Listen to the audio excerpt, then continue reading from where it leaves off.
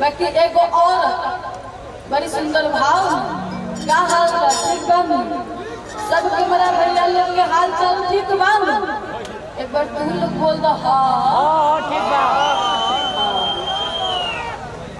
तो बड़ी सुंदर भाव में औरत अपना मर्द से फोन पे बतिया करी और कहा करिए राजा जी ए सैया जी जब से रउआ गबना करा के हई हरियाणा गइल बानी हई घर में लहुरा देवर छोड़ के गइल बानी इतना ही खुरपाती हो कि एकरा रहन से हम कौन हो गइल बानी। अच्छा ना तक खैबू का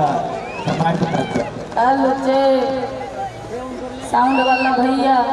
के कर रहा है छिटिर छिटिर बाकी आई औरत का तरीका कि जब से तू सैया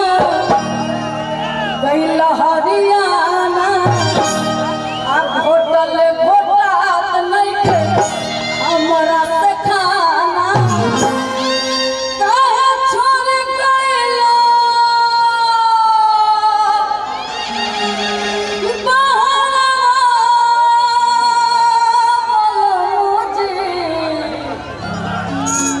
और का हाँ ये हमारा नाम है एक आदमी तो शादी ब्याह से दूर भागे कि काहे छोड़ गइलो बहरवा ए बारे देवर बैठल बा के बड़ा वाला अल्लाह मारेला देवरवा वाला मुझी मारेला देवरवा वाला मुझी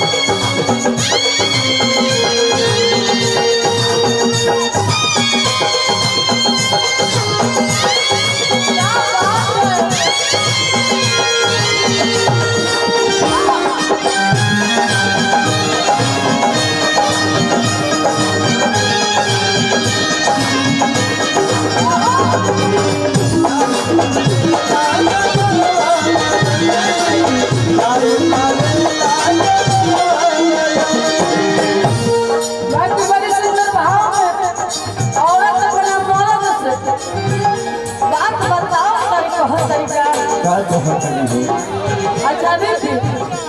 ए लाल मारे लाते वाला वाला मुझे लाल मारे लाते वाला वाला लाल मारे लाते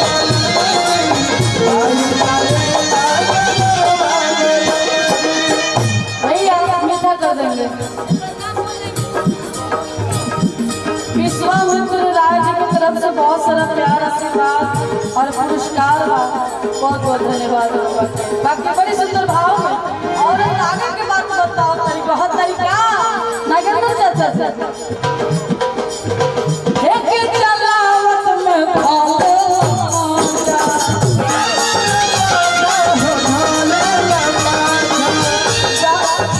जल्दी से गाड़ी घर पे डाले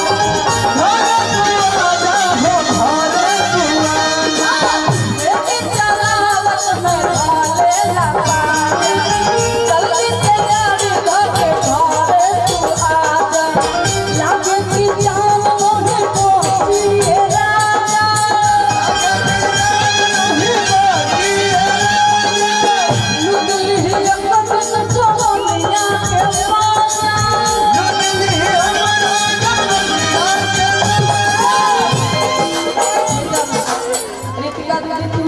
एमे सापरियो न हो जाएगा ना के ना का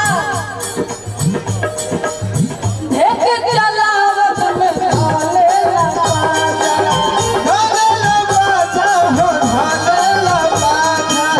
जल्दी से गाड़ी धर धारे तू आजा देख चलावत में ढाले लगा जल्दी से गाड़ी धर धारे तू आजा लागे की जान नहीं मोती